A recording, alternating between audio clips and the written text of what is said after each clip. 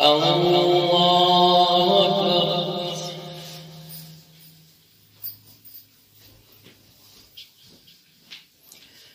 الحمد لله رب العالمين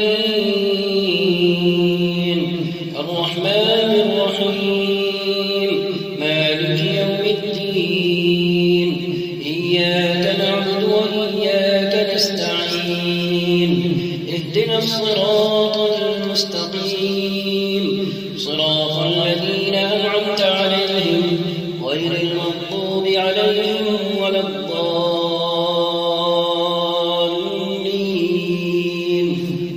آمين.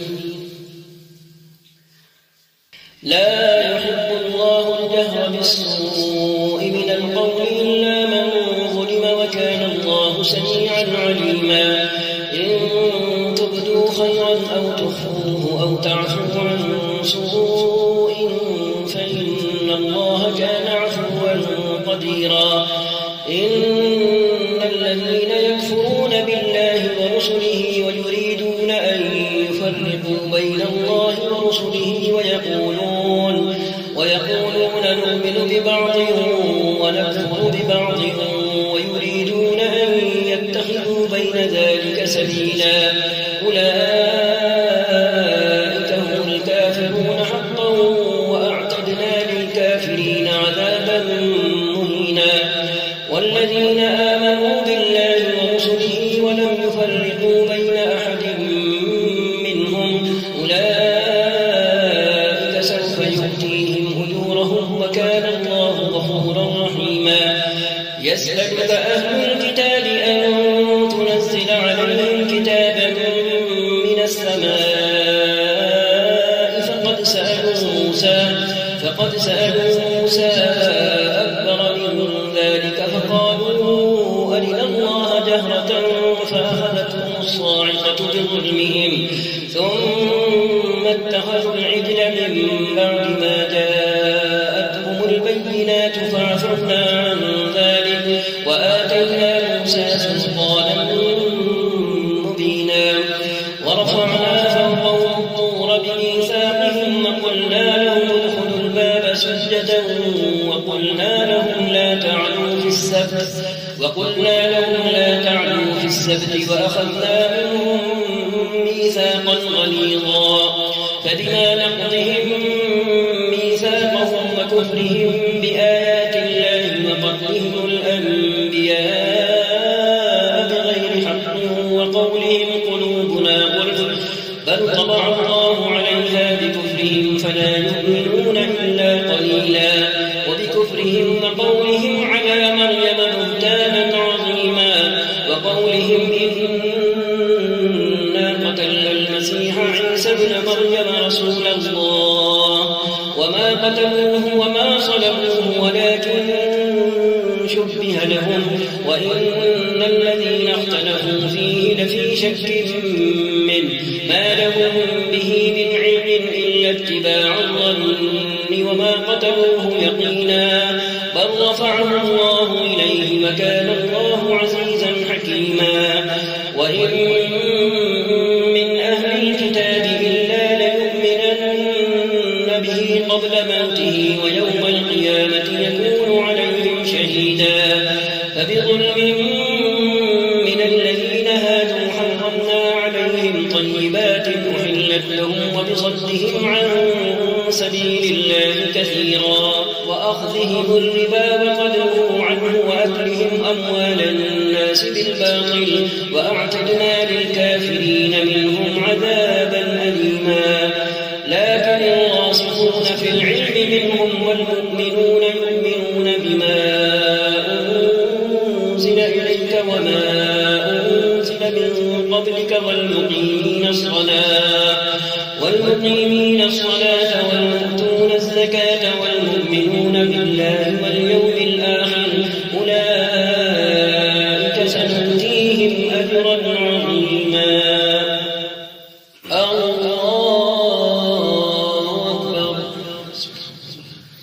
الحمد لله رب العالمين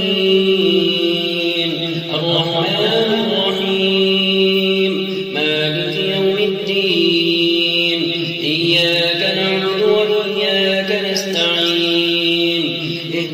الصراط المستقيم صراط الذين أنعمت عليهم غير المغضوب عليهم ولا الضالين آمين. إنا أوحينا إليك كما أوحينا إلى نوح والنبيين من بعده وأوحينا إلى إبراهيم وإسماعيل وإسحاق ويعقوب والأسباط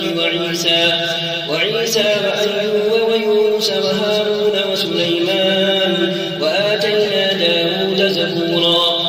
ورسلا قد قصصناهم عليك من قبل ورسلا لم نقصصهم عليك وكلم الله موسى تكليما رسلا مبشرين ومنذرين لئلا يكون للناس على الله حجة بعد الرسل وكان الله عزيزا حكيما لكن الله يشهد بما أنزل إليك أنزله بعلمه والملائكة يشهدون وكفى بالله شهيدا إن الذين كفروا وصدوا عن سبيل الله قد ضلوا ضلالا بعيدا إن الذين كفروا وظلموا لم يكن الله ليغفر لهم ولا ليهديهم طريقا إلا طريق جهنم خالدين فيها أبدا وكان ذلك على الله يسيرا يا أيها الناس قد جاءكم الرسول بالحق من ربكم فآمنوا خيرا لكم وإن تكفروا فإن لله ما في السماوات والأرض وكان الله عليما حكيما يا أهل الكتاب لا تغلوا في دينكم ولا تقولوا على الله إلا الحق إنما المسيح عيسى ابن مريم رسول الله وكلمته ألقاها إلى مريم وروح منه فآمنوا بالله ورسله ولا تقولوا ثلاثة انتهوا خيرا لكم إنما الله إله واحد سبحانه أن يكون له ولد له ما في السماوات وما في الأرض وكفى بالله وكيلا لن يستنكف المسيح أن يكون عبدا لله ولا الملائكة المقربون ومن يستنكف عن عبادته ويستكبر فسيحشرهم إليه جميعا فأما الذين آمنوا وعملوا الصالحات فيوفيهم أجورهم ويزيدهم من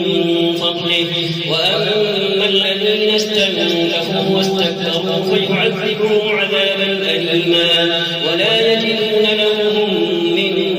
دون الله وليا ولا نصيرا يا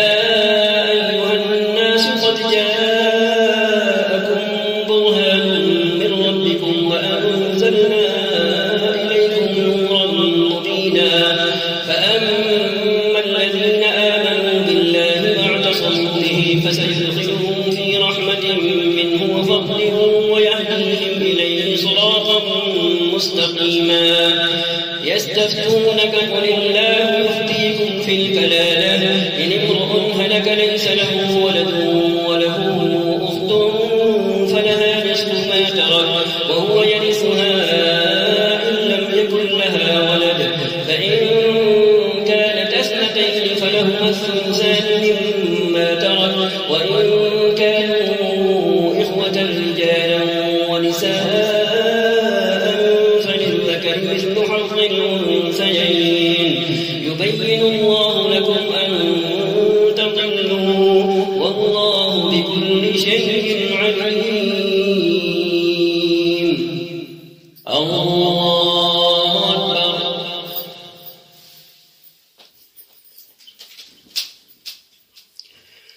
الحمد لله رب العالمين الرحمن الرحيم مالك يوم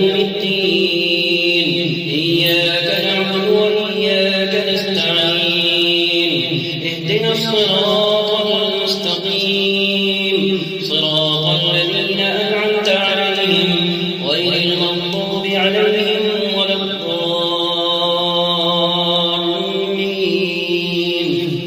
آمين.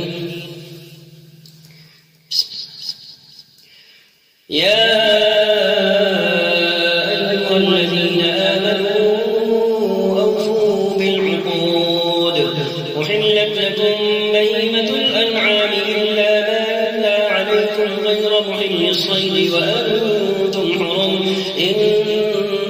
الله يحكم ما يريد. يا أيها الذين آمنوا لا تحلوا شعائر الله ولا الشهر الحرام ولا الهدي ولا القلائد ولا آمين البيت الحرام يبتغون فضلا من ربهم ورضوانا وإذا حللتم فاصطادوا ولا يجرمنكم شنآن قوم أن صدوكم عن المسجد الحرام أن تعتدوا وتعاونوا على البر والتقوى ولا تعاونوا على الإثم والعدوان واتقوا الله إن الله شديد العقاب. حرمت عليكم الميتة والدم ولحم الخنزير وما أهل لغير الله به والمنخنقة والموقوذة والمتردية والنطيحة وما أكل السبع إلا ما ذكيتم وما ذبح على النصب وأن تستقسموا بالأزلام ذلكم فسق. اليوم يئس الذين كفروا من دينكم فلا تخشوهم واخشون. اليوم أكملت لكم دينكم وأتممت عليكم نعمتي ورضيت لكم الإسلام دينا فمن اضطر في مخمصة غير متجانف لإثم فإن الله غفور رحيم. يسألونك ماذا أحل لهم قل أحل لكم الطيبات وما علمتم من الجوارح مكلبين تعلمونهن مما علمكم الله فكلوا مما أمسكن عليكم واذكروا اسم الله عليه واتقوا الله إن الله سريع الحساب. اليوم أحل لكم الطيبات وطعام الذين أوتوا الكتاب حل لكم وطعامكم حل لهم والمحصنات من المؤمنات والمحصنات من الذين أوتوا الكتاب من قبلكم إذا آتيتموهن أجورهن محصنين غير مسافحين ولا متخذي أخدان ومن يكفر بالإيمان فقد حبط عمله وهو في الآخرة من الخاسرين. يا أيها الذين آمنوا إذا قمتم إلى الصلاة فاغسلوا وجوهكم وأيديكم إلى المرافق وامسحوا برؤوسكم وأرجلكم إلى الكعبين وإن كنتم جنبا فاطهروا وإن كنتم مرضى أو على سفر أو جاء أحد منكم من الغائط أو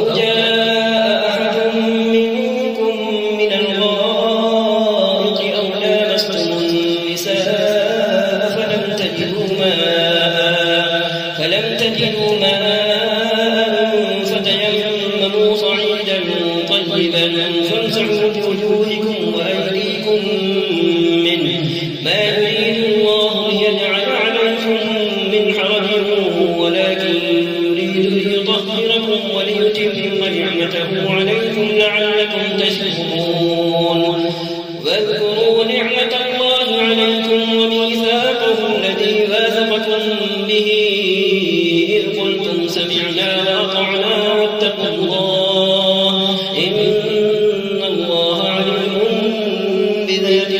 يبصرون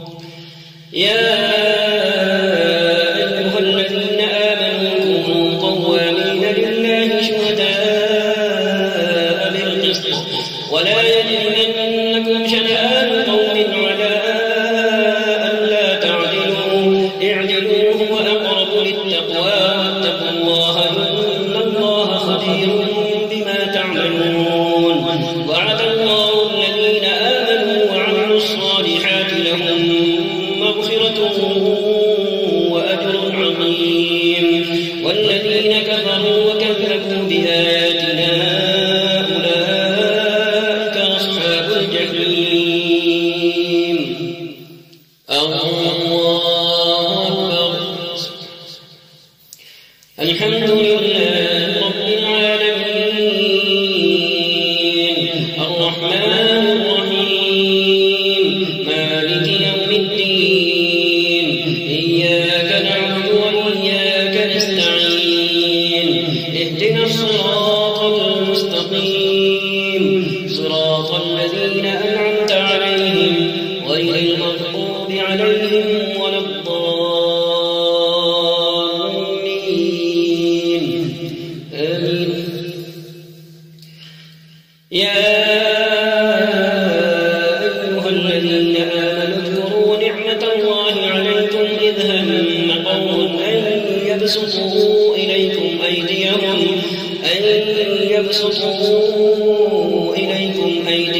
فكف أيديهم عنكم واتقوا الله وعلى الله فليتوكل المؤمنون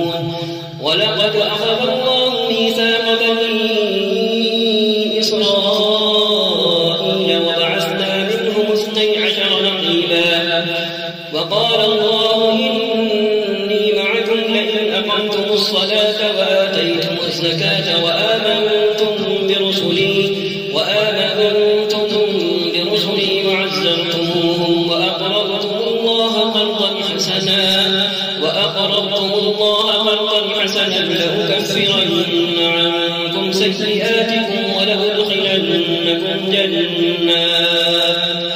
ولأدخلنكم جنات تجري من تحتها الأنهار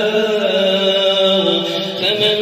كفر بعد ذلك منكم فقد ضل سواء السبيل فبما نقضهم ميثاقهم لعناهم وجعلنا قلوبهم قاسية يحرفون الكلم عن مواضعه ونسوا حظا مما ذكروا به ولا تزال تطلع على خائنة منهم إلا قليلا منهم فاعف عنهم واصفح إن الله يحب المحسنين ومن الذين قالوا إنا نصارى أخذنا ميثاقهم فنسوا حظا مما ذكروا به فأغرينا بينهم العداوة والبغضاء إلى يوم القيامة وسوف ينبئهم الله بما كانوا يصنعون يا أهل الكتاب قد جاءكم رسولنا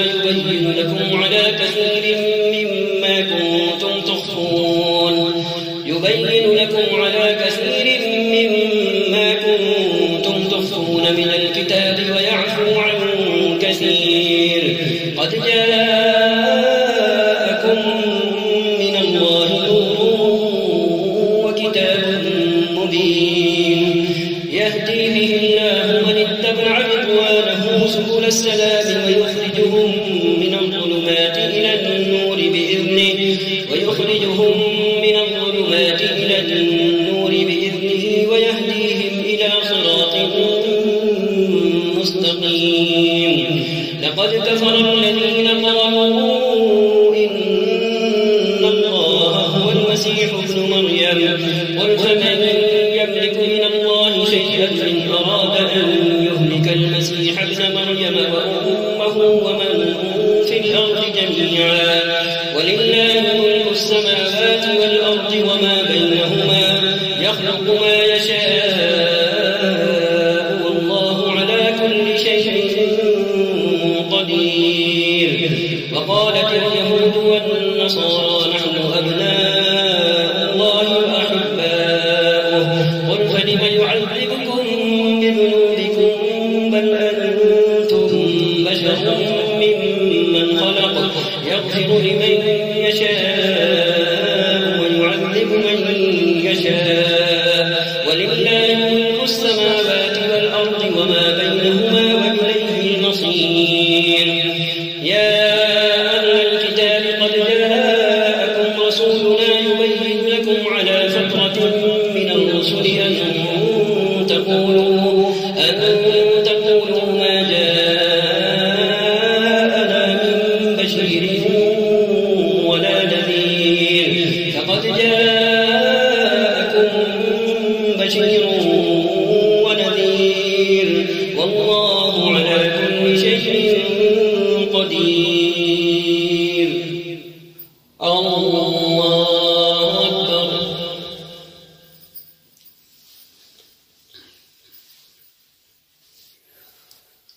الحمد لله رب العالمين الرحمن الرحيم مالك يوم الدين إياك نعبد وإياك نستعين اهدنا الصراط المستقيم صراط الذين أنعمت عليهم غير المغضوب عليهم ولا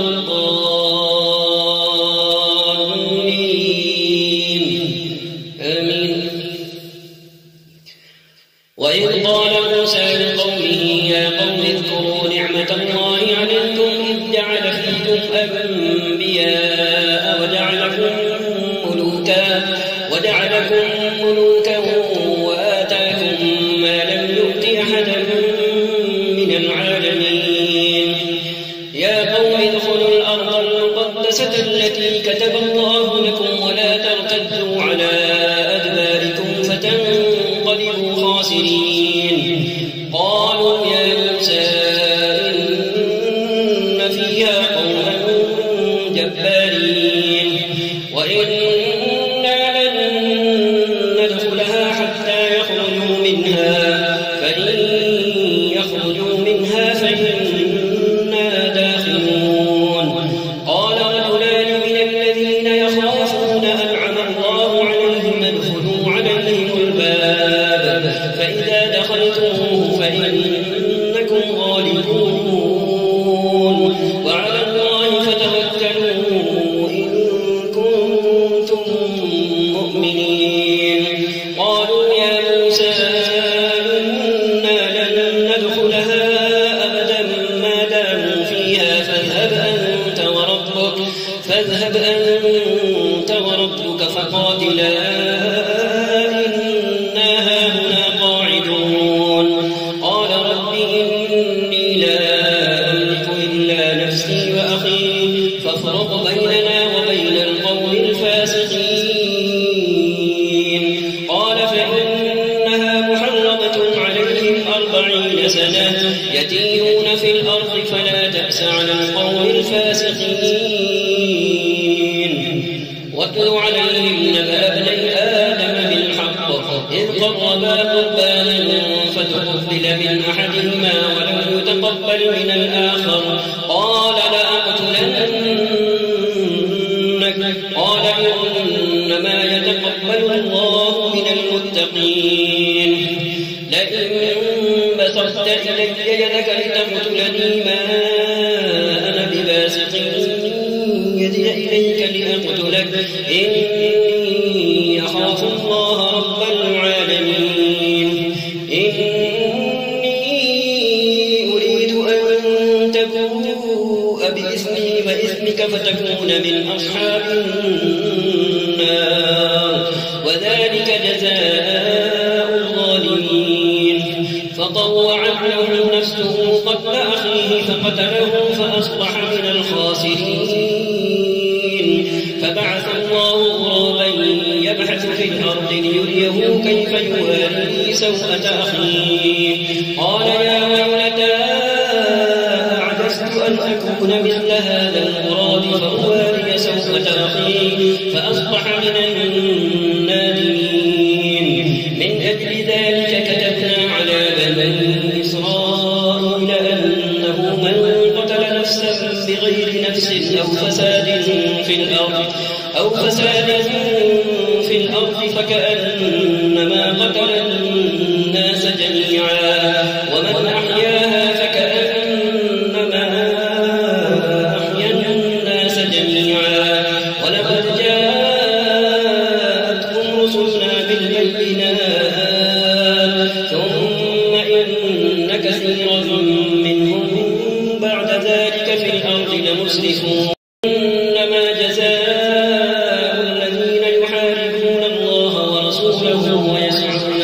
الأرض فسادا أن يقتلوا أو يصلبوا أو تقطع أيديهم وأرجلهم من خلاف أو ينفوا من الأرض ذلك لهم خزي في الدنيا ولهم في الآخرة عذاب عظيم إلا الذين تابوا من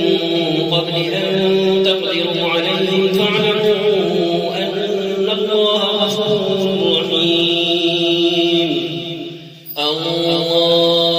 أكبر. الحمد لله رب العالمين الرحمن الرحيم مالك يوم الدين إياك نعبد وإياك نستعين اهدنا الصراط المستقيم صراط الذين أنعمت عليهم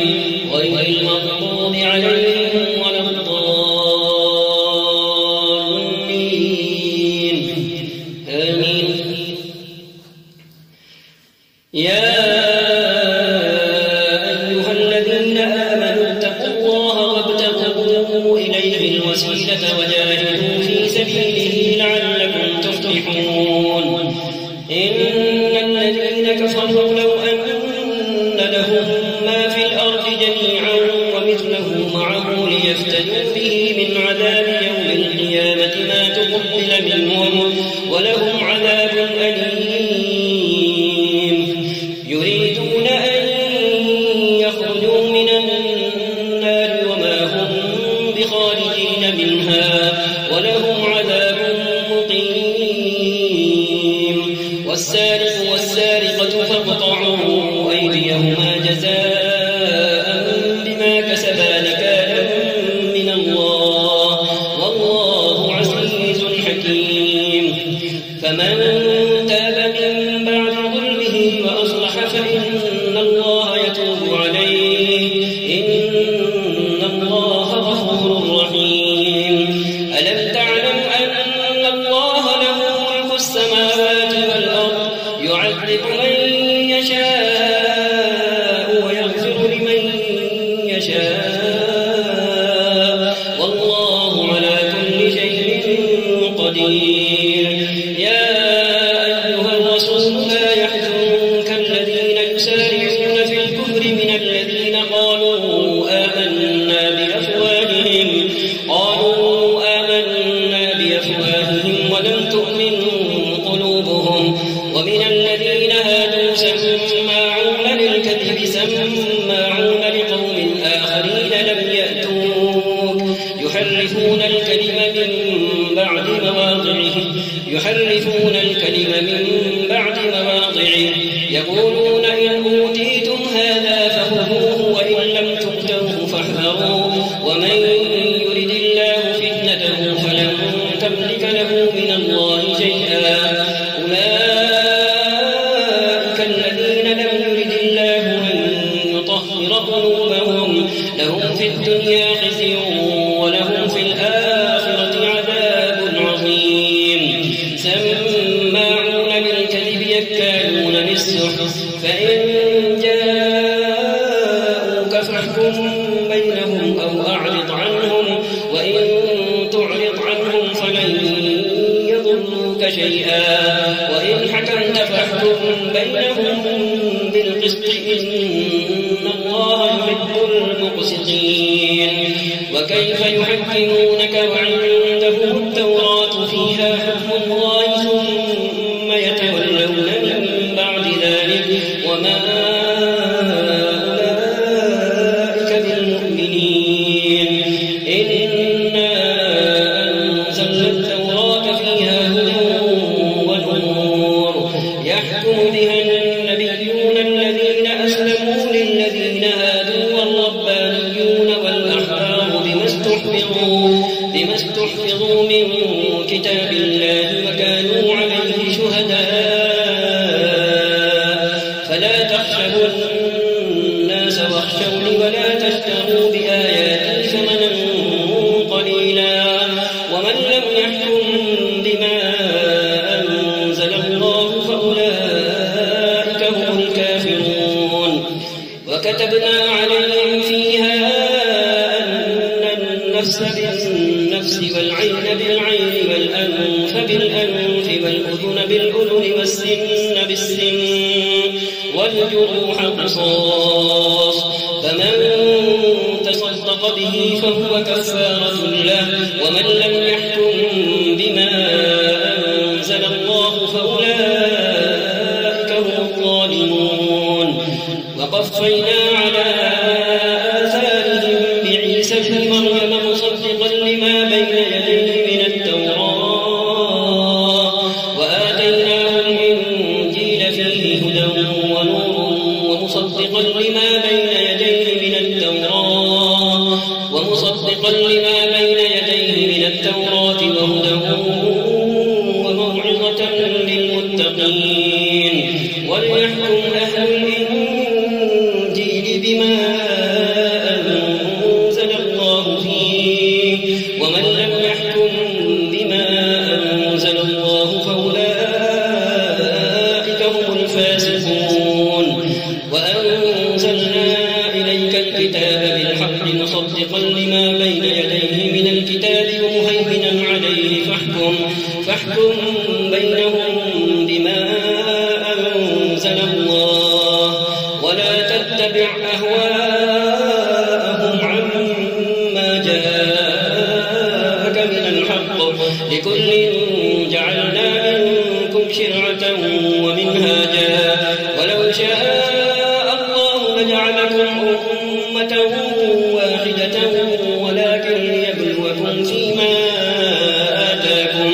ولكن ليبلوكم فيما آتاكم فاستبقوا الخيرات إلى الله مرجعكم جميعا فينبئكم بما كنتم فيه تختلفون وأنحكم بينهم بما أنزل الله ولا تتبع أهواءهم واحذرهم أن يفتنوك عن بعض ما أنزل الله إليك فإن تولوا فاعلم أنما يريد الله أن يصيبهم ببعض ذنوبهم وإن كثيرا من الناس لفاسقون أفحكم الجاهلية يبغون ومن أحسن من الله حكما لقوم يوقنون الله أكبر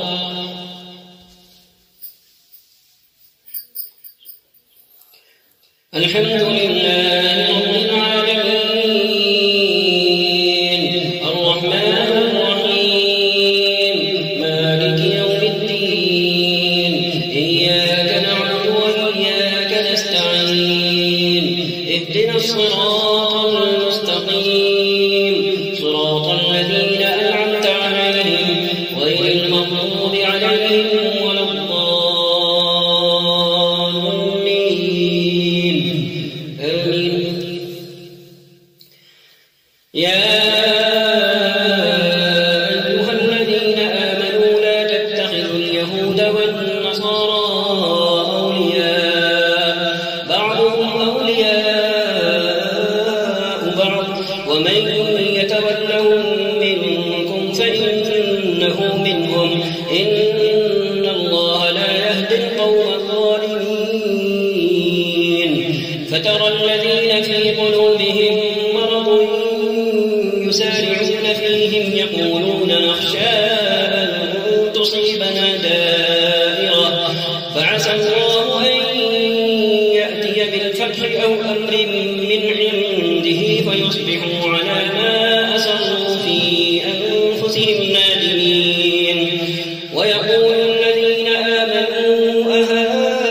أهؤلاء الذين أقسموا بالله جهد أيمانهم إنهم لمعكم حبطت أعمالهم فأصبحوا خاسرين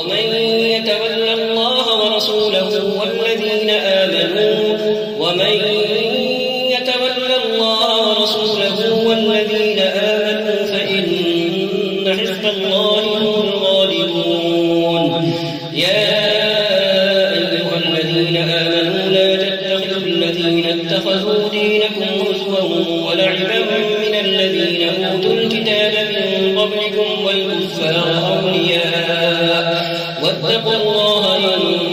كنتم مؤمنين وإذا ناديتم إلى الصلاة اتخذوها هزوا ولعبا ذلك بأنهم قوم لا يعقلون قل يا أهل الكتاب هل تنقمون منا إلا أن آمنا بالله وما أنزل إلينا وما أنزل من قبل وأن أكثركم فاسقون قل هل أنبئكم بشر من ذلك مثوبة عند الله من لعنه الله وغضب عليه وجعل منهم القردة والخنازير وعبد الطاغوت أولئك شر مكانا وأضل عن سواء السبيل وإذا جاءوكم قالوا آمنا وقد دخلوا بالكفر وهم قد خرجوا به والله أعلم بما كانوا يكتمون وترى كثيرا منهم يسارعون في الإثم والعدوان وأكلهم السحت لبئس ما كانوا يعملون لولا ينهاهم الربانيون والأحبار عن قولهم الإثم وأكلهم السحت لبئس ما كانوا يصنعون الله أكبر الحمد لله رب العالمين الرحمن الرحيم مالك يوم الدين إياك نعبد وإياك نستعين اهدنا الصراط المستقيم صراط الذين أنعمت عليهم غير المغضوب عليهم ولا الضالين آمين وقالت اليهود يد الله مغلولة غلت أيديهم ولعنوا بما قالوا بل يداه مبسوطتان ينفق كيف يشاء وليزيدن كثيرا منهم ما أنزل إليك من ربك طغيانا وكفرا وألقينا بينهم العداوة والبغضاء إلى يوم القيامة كلما أوقدوا نارا للحرب أطفأها الله ويسعون في الأرض فسادا والله لا يحب المفسدين ولو أن أهل الكتاب آمنوا واتقوا لكفرنا عنهم سيئاتهم ولأدخلناهم جنات النعيم ولو أنهم أقاموا التوراة والإنجيل وما أنزل إليهم من ربهم لأكلوا من فوقهم ومن تحت أرجلهم منهم أمة مقتصدة وكثير منهم ساء ما يعملون يا أيها الرسول بلغ ما أنزل إليك من ربك وإن لم تفعل فما بلغت رسالته والله يعصمك من الناس إن الله لا يهدي القوم الكافرين قل يا أهل الكتاب لستم على شيء حتى تقيموا التوراة والإنجيل وما أنزل إليكم من ربكم وليزيدن كثيرا منهم ما أنزل إليك من ربك طغيانا وكفرا فلا تأس على القوم الكافرين إن الذين آمنوا والذين هادوا والصابئون والنصارى من آمن بالله واليوم الآخر وعمل صالحا فلا خوف عليهم ولا هم يحزنون لقد أخذنا ميثاق بني إسرائيل وأرسلنا إليهم رسلا كلما جاءهم رسول بما لا تهوى أنفسهم فريقا كذبوا وفريقا يقتلون وحسبوا ألا تكون فتنة فعموا وصموا ثم تاب الله عليهم ثم عموا وصموا كثير منهم والله بصير بما يعملون لقد كفر الذين قالوا إن الله هو المسيح ابن مريم وقال المسيح يا بني إسرائيل اعبدوا الله ربي وربكم إنه من يشرك بالله فقد حرم الله عليه الجنة ومأواه النار وما للظالمين من أنصار لقد كفر الذين قالوا إن الله ثالث ثلاثة وما من إله إلا إله واحد وإن لم ينتهوا عما يقولون ليمسن الذين كفروا منهم عذاب أليم أفلا يتوبون إلى الله ويستغفرونه والله غفور رحيم ما المسيح ابن مريم إلا رسول قد خلت من قبله الرسل وأمه صديقة كانا يأكلان الطعام انظر كيف نبين لهم الآيات ثم انظر أنا يؤفكون قل أتعبدون من دون الله ما لا يملك لكم ضرا ولا نفعا والله هو السميع العليم قل يا أهل الكتاب لا تغلوا في دينكم غير الحق ولا تتبعوا أهواء قوم قد ضلوا من قبل وأضلوا كثيرا وضلوا عن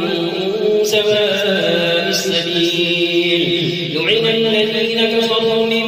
بني إسرائيل على لسان داود وعيسى بن مريم ذلك بما عصوا وكانوا يعتدون كانوا لا يتناهون عن منكر فعلوه لبئس ما كانوا يفعلون ترى كثيرا منهم يتولون الذين كفروا لبئس ما قدمت لهم أنفسهم أن سخط الله عليهم وفي العذاب هم خالدون ولو كانوا يؤمنون بالله والنبي وما أنزل إليه ما اتخذوهم أولياء ولكن كثيرا منهم فاسقون لتجدن أشد الناس عداوة للذين آمنوا اليهود والذين أشركوا ولتجدن أقربهم مودة للذين آمنوا الذين قالوا إنا نصارى ذلك بأن منهم قسيسين ورهبانا وأنهم لا يستكبرون الله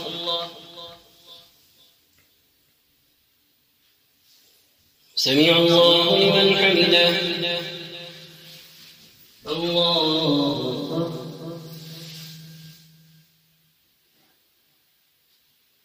الله أكبر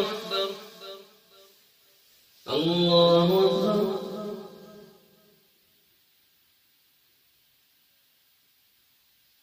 الله أكبر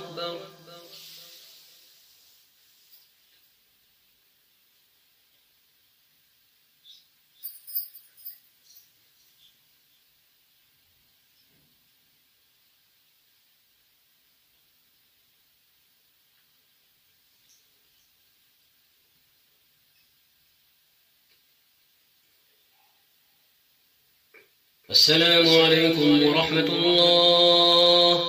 السلام عليكم ورحمة